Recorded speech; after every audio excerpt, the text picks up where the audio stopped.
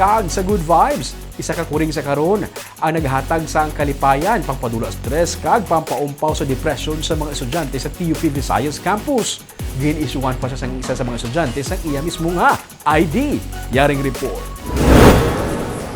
Guys, meet Ampere, isa ka stray cat nga madugay na nagatiner diri sa may Technological University of the Philippines Visayas sa Talisay City. Kung para sa iban, layaw lang siya nga kuring diri sa TUP Visayas, stress reliever kag makapaumpaw sa depression sa mga estudyante. Bisan diin, present si Ampere sa classrooms, sa hallway kag sa mga offices. Paano abi kay ginaangga siya sang tanan. Ang third-year student nga si Edric Christian Gantes kagang iya classmates amo ang naghatag sa ngalan sa kay Ampere ukon ang termino nga ginagamit sa base unit sang electric current. Siya man ang naghimo sang ID para sa iya.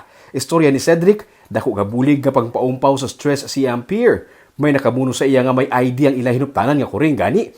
Ginimuan niya man sang ID si Ampere. Oo, na makareduce siya wala sang stress, wala. Sa imo personally? Sa amon tanan. Kaya kada klase naman after class, galibot lang na siya.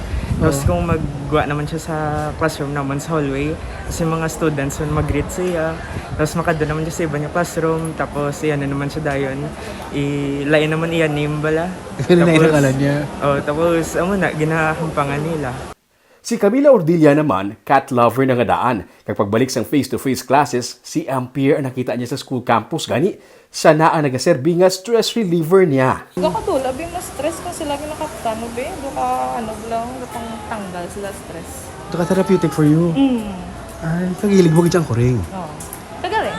Sagit. Siya ning una ko nakita, din ako rin sang first, first naman nga face-to-face sang second year.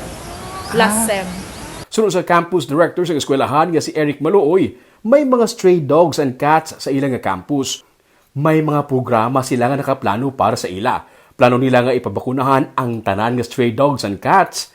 Nakigangot na sila sa mga animal welfare groups. Kag, may isa sila ka student organization nga likas nga amo ang magkatatap sa mga strays sa school. May mga partners like Back Project that will be moving in, hoping that we can collaborate with this kind of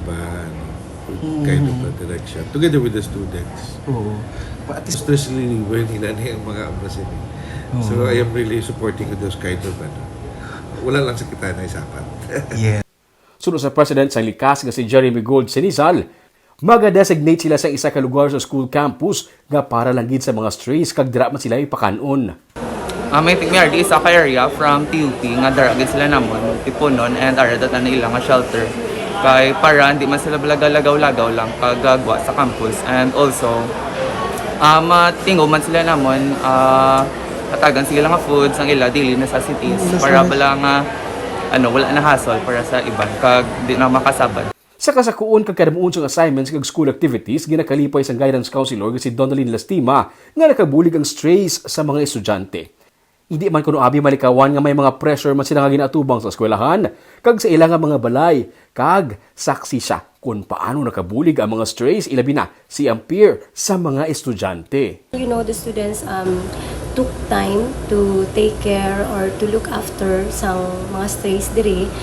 It's also a good thing because kung mabuligan gani nila mga pets nga amo sini, they would also feel empowered to help themselves as well. Plano man sa eskwelahan nga ipa-adopt ang mga stray dogs and cats sa mga estudyante o kung sa mga empleyado nga luyag magsapupo sa ila.